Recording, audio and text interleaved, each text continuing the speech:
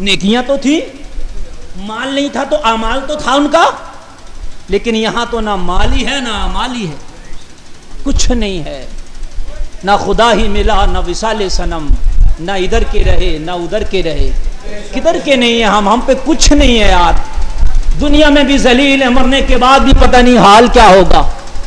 تو وجہ یہ ہے لوگوں، قرآن سچا، رحمان سچا، مگر یار ہم نے عمل نہیں کیا۔ کیا نہیں کیا بھائیو؟ ہم نے قرآن پہ عمل نہیں کیا۔ قرآن بے شک سچا ہے، ذالک الکتاب لا ریب فیہ، رب فرماتا یہ وہ کتاب ہے جس میں شک کی گنجائش ہی نہیں ہے، آئی نہیں شک اس میں۔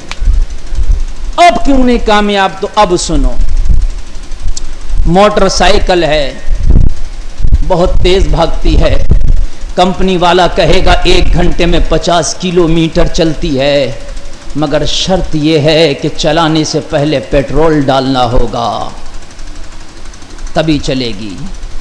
آپ موٹر سائیکل 2 لاکھ کی خرید کے گھر لے آؤ، پیٹرول نہ ڈالو، بولو چلے گی؟ بولو۔ آپ کمپنی جاؤ، یار چلی کیوں نہیں؟ تو کہتا تھا 50 کلومیٹر گھنٹہ چلے گی، لیکن یہ تو 5 کلومیٹر بھی نہیں چلی، 1 کلو بھی نہیں چلی۔ وہ کہے گا پیٹرول ڈالا، تم بولو گے نہیں ڈالا، تو کہے گا شرط پوری نہیں کی۔ گھڑی ہے آپ کی ٹائم بتاتی ہے، سیل ڈالو، جو سیل والی ہوتی ہے تب 1 سیکنڈ بتائے گی، سیل نہ ڈالو تو 1 سیکنڈ بھی نہیں بتائے گی، یعنی سیل ڈال لو تو 1 سیکنڈ بتائے گی، اور اگر سیل نہ ڈالو تو 1 سیکنڈ بھی نہ بتائے گی۔ کہاں 1 سیکنڈ بتا رہی ہے، اور نہ ڈالو تو 1 بھی نہیں بتا رہی ہے۔ بالکل زمین و آسمان جیسا فرق ہے۔ ایسے ہی ہماری زندگی ہے، اللہ نے کہہ دیا کامیاب تم ہو، مگر ایک شرط رکھ دی، اگر شرط پوری کر لو تو دنیا میں بھی کامیاب، مرنے کے بعد بھی کامیاب، اور شرط پوری نہ کرو تو یہاں بھی ذلیل وہاں بھی ذلیل۔ یا اللہ وہ شرط کیا ہے؟ تو اللہ فرما رہا ان کنتم مؤمنین، شرط یہ ہے کہ مومن کامل ہو جاؤ، شرط یہ ہے کیا ہو جاؤ؟ مومن کامل ہو جاؤ۔ اب پوری آیت سنو، ولا تہنوا ولا تحزنوا وانتم الاعلون، غم نہ کرو، رنج نہ کرو، وانتم الاعلون، کامیاب تم ہو، ان کنتم مؤمنین، شرط یہ ہے کہ مومن کامل ہو جاؤ۔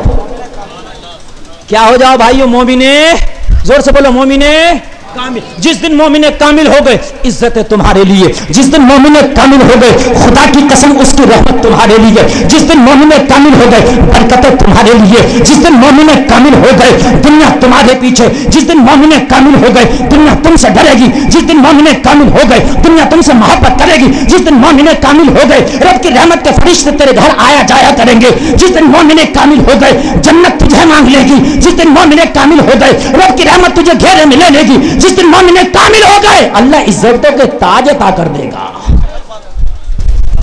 شرط یہ ہے کہ مومن کامل ہو جائے۔ ہم سب ہو گئے یار، مومن کامل ہی نہ ہو پائے۔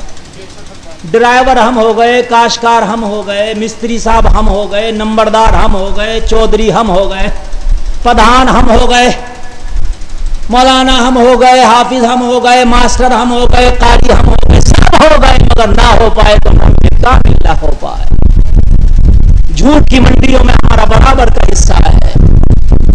حرام کھانے کی بات آتی ہے تو یار پھر ہم تو عیسائیوں سے پڑ گئے۔ عیسائی پہ تھوڑی نہیں زکات ہے، کافر پہ زکات تھوڑی نہیں ہے، زکات تو ہم پر ہے۔ کافر زکات نہیں دیتا تو اس سے شکوہ نہیں ہے، اس لیے کہ اس پر زکات ہے ہی نہیں۔ شکوہ تو ہم سے ہے نا، ہم پر زکات تھی اور ہم نے زکات دی نہیں، ہم کھا رہے غریبوں کا مال، غریبوں کا مال تو ہم کھا گئے۔ ہائے ہائے، غور کرو۔ پھر لوگ کہتے ہیں یار ہمیں پتہ نہیں۔ لوگوں پتہ نہیں، یہ تمہارا عذر قابل قبول نہیں۔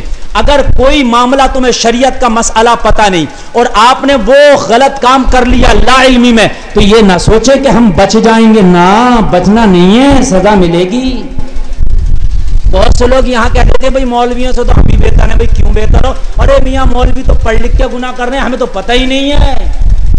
میاں تمہیں پتہ نہیں ہے تو یہ تمہارا عذر قابل قبول نہیں ہے۔ اللہ کی بارگاہ میں آپ یہ نہیں کہہ سکتے یا اللہ مجھے پتہ نہیں تھا۔ پتہ کیا کیوں نہیں تم نے؟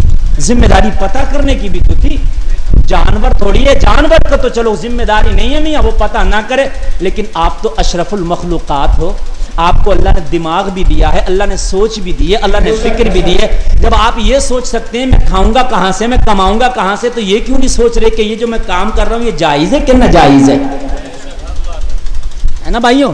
یہ بھی ذمہ داری اپنی ہے۔